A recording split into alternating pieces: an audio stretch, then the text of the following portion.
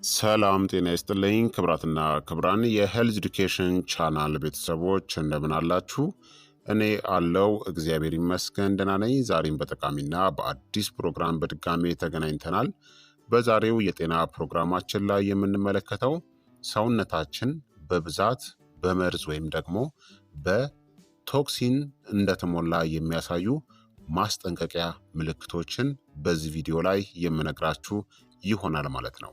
ይህ የጤና ትምህርት ታዲያ ለበርካታ ሰዎች ጠቃሚና አስፈላጊ ስለሆነ ሁላችሁም በቅንነት ላይክና ሼር በማድረግ ሌሎችንም አስተምሩ አሳውቁላለሁኝ።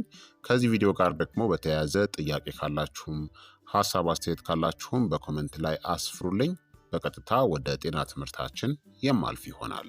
ሰውነታችንን በብዛት የሚመርዙ መርዞች ወይም ደግሞ ቶክሲንስ ከተዘጋጁ ምግቦች፣ ከብክለት፣ ከአልኮል፣ ከማጨስ፣ ከመድኃኒቶች እናም አልፎ ተርፎም ከጭንቀት ሊመጡ ይችላሉ። የሰውነታችን የተፈጥሮ መርዛማነትን የማስወገድ ስርዓቶች እንደ ጉበት፣ ኩላሊት፣ ቆዳ እናም የሊምፍ ስርዓት ያሉ ከመጠን በላይ ሲጫኑ ወይም ደግሞ ሲጨነቁ ሰውነታችን ምልክቶችን ማሳየት ይጀምራል ማለት ነው። ታዲያ ሰውነታችን በብዛት በመርዝ እንደተሞላ የሚያሳዩ ዋና ዋና ምልክቶችን በዝርዝር ልንገራችሁ። አንደኛ፣ የማያቋርጥ ድካምና ዝቅተኛ ጉልበት ነው። መርዞች ሲከማቹ ጉበታችን እናም ኩላሊታችን ጠንክረው ስለሚሰሩ ብዙ ኃይልን ያወጣሉ። ይህም ከተኛም በኋላም ቢሆን ድካም እንዲሰማን ያደርጋል። የሚከሰተው ሰውነት ከወትሮ ሜታቦሊዝም የሚገኘውን ኃይል ወደ መርዝ ማስወገድ ወደ ዲቶክሲፊኬሽን በማዞሩ ምክንያት ድብርት፣ ደካማ ትኩረትና የማያቋርጥ ድካምን ያስከትላል። ሁለተኛ፣ ተደጋጋሚ ራስ ምታት ነው። መርዞች የደም ፍሰትናም የነርቭ ተግባር ላይ ተጽዕኖን ሊያሳድሩ ይችላሉ። በተጨማሪም በአንጎል ውስጥ ኢንፍላሜሽንን ሊያስከትሉ ወይም የነርቭ አስተላላፊዎችን ኒውሮትራንስሚተርን ሊያበላሹም ይችላሉ። የሚከሰተው በኬሚካል ተጨማሪዎች፣ በከባድ ብረቶችናም በመርዞች ምክንያት የሚከሰት ድርቀት፣ የጭንቀት ራስ ምታት ወይም ማይግሬንን ያስነሳል። ሶስተኛ፣ የቆዳ ችግሮች ነው። እንደ ብጉር፣ ሽፍታ እናም ኤግዜማ። ቆዳችን መርዛማነትን የሚያስወግድ ዋና አካል ነው። ጉበታችን ወይም ኩላሊታችን መርዞችን በአግባቡ ማቀናበር ካልቻሉ ሰውነታችን በቆዳ በኩል ያስወግዳቸዋል። የሚከሰተው የተከማቹ መርዞች ቀዳዳዎችን ሊዘጉ ወይም የቆዳ ህብረ ህዋሳትን ሊያበሳጩ ይችላሉ። ይህም ብጉር፣ መቅላት ወይም ማሳከክን ያስከትላል። አራተኛ፣ መጥፎ የአፍናም የሰውነት ጠረን ነው።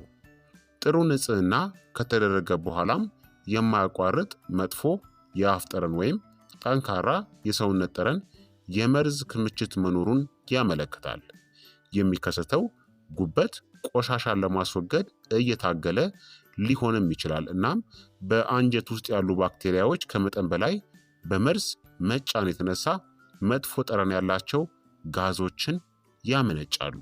አምስተኛ፣ የምግብ መፈጨት ችግሮች፣ የሆድ መነፋት፣ የሆድ ድርቀትና ጋዝ ይከሰታል። መርዝ የበዛበት አመጋገብ የምግብ መፍጫ ስርዓት በተለይም አንጀትን ይጫናል። የሚከሰተው ደካማ የአንጀት እጽዋት ወይም ደግሞ ገት ፍሎራ ሚዛን እናም የዘገየ የምግብ መፈጨት መርዝ የማስወገድ ሂደቱን ያዘገየዋል። ይህም የሆድ መነፋት፣ የሆድ ድርቀት ወይም መደበኛ ያልሆነ የአንጀት እንቅስቃሴን ያስከትላል። ስድስተኛ፣ የአእምሮ ጭጋግ እናም ደካማ ትኩረት ነው። መርዞች የነርቭ ስርዓታችንን እናም የአንጎል ኬሚስትሪን ሊነኩ የአእምሮ ግልጽነትንም ይጎዳል። የሚከሰተው ከባድ ብረቶችናም ኬሚካላዊ መርዞች የነርቭ አስተላላፊዎችን ሊያበላሹ፣ የኦክስጅን አቅርቦትን ሊቀንሱ እናም ትኩረትን ወይም ማስታወስን ሊያደናቅፉም ይችላሉ። ሰባተኛ፣ ያልተገለጸ ክብደት መጨመር ወይም ክብደት ለመቀነስ መቸገር ነው። ሰውነታችን ወሳኝ አካላትን ለመጠበቅ መርዞችን በስብ ሕዋሶች ውስጥ ሊያከማች ይችላል። የሚከሰተው እነዚህ የተከማቹ መርዞች ስብን በብቃት ለማቃጠል አስቸጋሪ ያደርጉታል። እናም በመርዞች ምክንያት የሚከሰተው የሆርሞን መዛባት ችግሩን ያባብሰዋል። ስምንተኛ የጡንቻ እናም የመገጣጠሚያ ህመም ነው። በመርዞች ምክንያት የሚከሰት ስር የሰደደ ኢንፍላሜሽን ግልጽ የሆነ ጉዳት ሳይኖር ጥንካሬን፣ የጡንቻ ህመምን ወይም ደግሞ ሌሎች ህመሞችን ሊያስከትል ይችላል። የሚከሰተው መርዞች የኢንፍላሜሽን መጠንን የሚጨምሩ እናም ከጊዜ በኋላ ህብረ ህዋሳትን የሚያበላሹ የበሽታ መከላከል ምላሾችን ያስነሳሉ። ዘጠነኛ ደካማ የበሽታ የመከላከያ ስርዓት ነው። ተደጋጋሚ ጉንፋን፣ የአለርጂ ምልክቶች ወይም ኢንፌክሽኖች የሰውነታችን በሽታ የመከላከያ ስርዓት በጭንቀት ውስጥ መሆኑን ሊያመለክቱ ይችላሉ። የሚከሰተው መርዞች ነጭ ደም ሴሎችን እንቅስቃሴ በመግታት ሰውነታችን በሽታ አምጪ ተዋሲያንን ለመዋጋት አስቸጋሪ ያደርጉታል።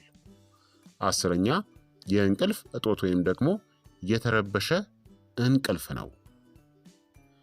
ጉበታችን ሌሊት ላይ መርዛማነትን ሲያስወግድ ከመጠን በላይ የሆኑ መርዞች በዚህ ሂደት ውስጥ ጣልቃ ገብተው የእንቅልፍ ዑደቶችን ሊያበላሹ ይችላሉ።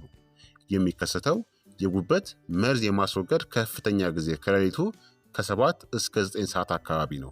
ከመጠን በላይ ከተጫነ በዚያን ጊዜ በተደጋጋሚ ከእንቅልፋችሁ ልትነሱ ትችላላችሁ። 11ኛ የስሜት መለዋወጥ ጭንቀት ወይም ደግሞ ድብርት ነው። መርዞች የአንጀት አንጎል ዘንግን በመንካት ስሜትን የሚቆጣጠሩ ሆርሞኖችንና የነርቭ አስተላላፊዎችን ይለውጣሉ። የሚከሰተው ለኬሚካሎች መጋለጥናም ደካማ መርዝ ማስወገድ የሴሮቶኒን እናም የዶፓሚን መጠንን ሊቀንስ ይችላል። ይህም ጭንቀትንና ስሜታዊ አለመረጋጋትን ይጨምራል።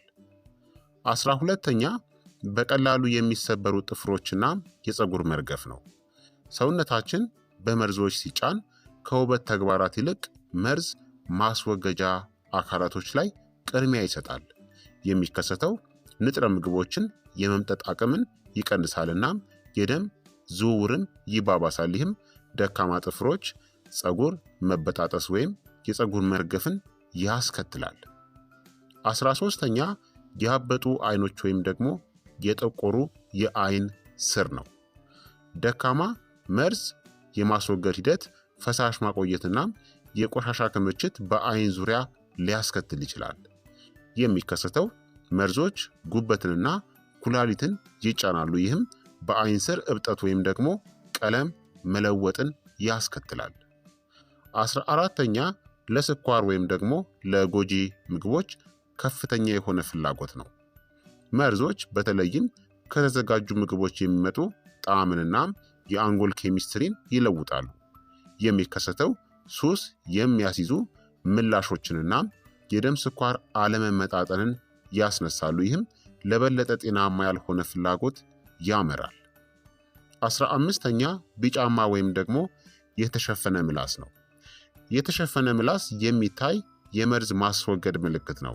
የሚከሰተው ጉበትና የምግብ መፍጫ ቱቦ እየታገሉ ነው። ይህም የመርዝ ቅሪቶች በምላስ ላይ እንደ ነጭ ወይም ደግሞ ቢጫ ሽፋን እንዲታዩ ያስችላቸዋል ማለት ነው። ስለዚህ እነዚህ በርካታ ምልክቶች የሚከሰቱት ሰውነታችን በብዛት በመርዝ ወይም ደግሞ በቶክሲንስ እንደተሞላ የሚያሳዩ ማስጠንቀቂያ ምልክቶች ናቸው ማለት ነው። ታዲያ ሰውነታችንን በተፈጥሮ መርዛማ ነገሮችን እንዲያስወግድ ለመርዳት በየቀኑ ብዙ ውሃን መጠጣት ያስፈልጋል። ከ2 እስከ 3 ሊትር ወይም ከ8 እስከ 10 ብርጭቆ ውሃን መጠጣት፣ ፋይበር የበዛባቸውን ምግቦችን፣ አትክልቶችን፣ ፍራፍሬዎችን እናም ሙሉ እህሎችን መመገብ፣ የተዘጋጁ እናም ስኳር የበዛባቸው ምግቦችን ደግሞ ማስወገድ፣ የደም ዝውውርን እናም ላብን ለመጨመር ደግሞ በመደበኛነት የአካል ብቃት እንቅስቃሴን ማድረግ እንዲሁም